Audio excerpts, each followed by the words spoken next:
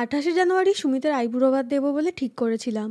সুমিত হলো আমার ছোটবেলার বন্ধু, তো সেই মতো সকাল সকাল উঠে মা রান্না করতে স্টার্ট করে দিয়েছিল, কারণ নানা রকম ডিশ রান্না হয়েছিল। আমি যখন ঘুম থেকে উঠেছিলাম ততক্ষণে পাঁপড় আর চাটনি বানানো কমপ্লিট, তার সাথে বাকি রান্নার সরঞ্জামও রেডি হয়ে গিয়েছিল। পরিষ্কার বিছানা দেখলে এনারা সেটাকে গড়ের মাঠ হিসাবে খেলতে শুরু করেন। মেনুতে ছিল সেদিন আলু ভাজা, বেগুন ভাজা আর মাছ ভাজা, তার সাথে ভেজ ডাল, রুই মাছের কারি, চিংড়ি মাছের মালাইকারি, চাটনি, পাঁপড়, এছাড়া রসগোল্লা, সন্দেশ আর সবশেষে মিষ্টি দই। তারপর ফুল দিয়ে এটা আমি আর মা সাজিয়েছিলাম। এরপর পরপর মা, বাবা আর লাস্টে আমি আশীর্বাদ করলাম। বিকালে আমি আর তন্ময় বেরিয়েছিলাম কেক আনতে, কারণ সেদিন ওর বাবা মার অ্যানিভার্সারি ছিল। এক একজন এক এক রকম খাবে, তো সেই মতো আগে থেকে ওয়াও মোমোতে অর্ডার দিয়ে আমি গেলাম দই ফুচকা খেতে, কারণ আমার খুব একটা অন্য কিছু খেতে আর ইচ্ছা হচ্ছিল না। মোমো নিয়ে তারপর কেক আনতে গেলাম। এই কেকটা নিয়েছি আর কয়েকটা পেস্ট্রি নিয়েছি। এরপর দুজন রোল খাবে, সেই মতো দুটো রোল নিয়েছিলাম। সবকিছু কিনে এনে টপ বক্সে ঢুকিয়ে দিচ্ছিল, কারণ এত কিছু এমনি হাতে নিয়ে যাওয়া যাচ্ছিল না। ফুচকার দোকান থেকে পাপড়ি কিনেছিলাম, সেটাই খেতে খেতে যাচ্ছিলাম। ওদেরকে বলিনি যে আমরা কেক আনতে যাচ্ছি, তো ওরাও সারপ্রাইজ হয়ে গেছিল।